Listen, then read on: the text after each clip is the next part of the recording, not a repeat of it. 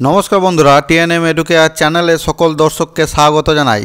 এই মুহূর্তের সবথেকে গুরুত্বপূর্ণ ও বিগ ব্রেকিং নিউজ বন্ধুরা, 2014 সালের প্রাইমারি টেট থেকে 2020 সালে যে 16,500 জন টেট প্রার্থীকে প্রাইমারি শিক্ষক পদে নিয়োগ করেছিল প্রাথমিক শিক্ষা পর্ষদ, সেখানে 5% অ্যাডিশনাল প্যানেল প্রকাশ না করেই 16,500 জনকে নিয়োগ করেছিল প্রাথমিক শিক্ষা পর্ষদ। এই 16,500 রিক্রুটমেন্ট প্রসেসে আরটিআই করে টেট পাস প্রার্থীরা জানতে পারে যে 4,000 মতন সিট খালি আছে, কিন্তু প্রাথমিক শিক্ষক নিয়োগের ক্ষেত্রে সাংবিধানিক রুলস আছে যে 5% অ্যাডিশনাল প্যানেল প্রকাশ করতে হবে প্রাথমিক শিক্ষা পর্ষদকে।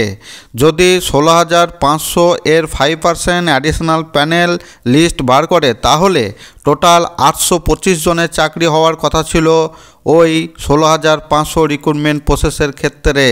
কিন্তু ওই 16,500 রিক্রুটমেন্ট প্রসেসের ক্ষেত্রে 4,000 শূন্য পদ ফাঁকা থাকা সত্ত্বেও কেন প্রাথমিক শিক্ষা পর্ষদ 5% অর্থাৎ 825 জনকে চাকরি দেয়নি?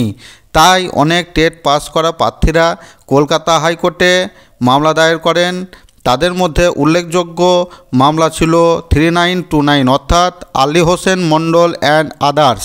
এই মামলাটি সুপ্রিম কোর্ট খারিজ করে দিলেও এই 3929 মামলাটি পুনরায় কলকাতা হাইকোর্টে রিপিটিশন দায়ের করা হয় এবং এই দিন 3929 মামলাটি কলকাতা হাইকোর্টে শুনানি হয়। পিটিশনাররা বিভিন্ন রকম প্রমাণ সাবমিট করেন এবং পর্ষদের পক্ষের যে উকিল ছিলেন তিনিও বিভিন্ন রকম প্রমাণ ও আর্গুমেন্ট করেন।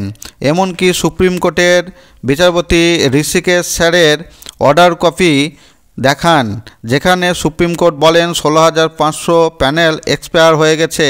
এই অর্ডার কপি তিনি কলকাতা হাইকোর্টে এদিন সাবমিট করেন, কিন্তু কলকাতা হাইকোর্টের বিচারপতি কোনো কথাই শুনতে চাননি।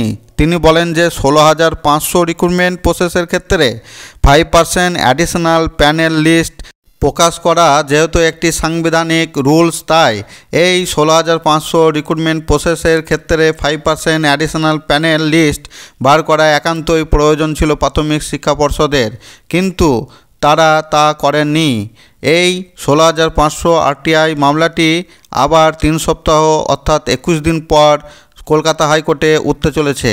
ওই দিন অর্থাৎ 21 দিন পর এই মামলার চূড়ান্ত রায় আসবে।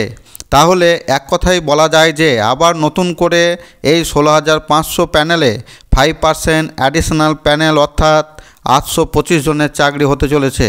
কিন্তু এখন প্রশ্ন হলো, এই যে রায়টি আসবে এটা কি কেবল পিটিশনার ভিত্তিক হবে না ইন জেনারেল জাজমেন্ট আসবে? সেটা জানার জন্য আমাদের অবশ্যই আরও 21 দিন অপেক্ষা করতে হবে। আমার ভিডিওটি যদি ভালো লাগে তাহলে একটি লাইক দিয়ে চ্যানেলটি সাবস্ক্রাইব করে রাখুন। পরবর্তীতে প্রাইমারি রিলেটেড আপডেট পাওয়ার জন্য ভিডিওটি দেখার জন্য সকলকে অসংখ্য ধন্যবাদ।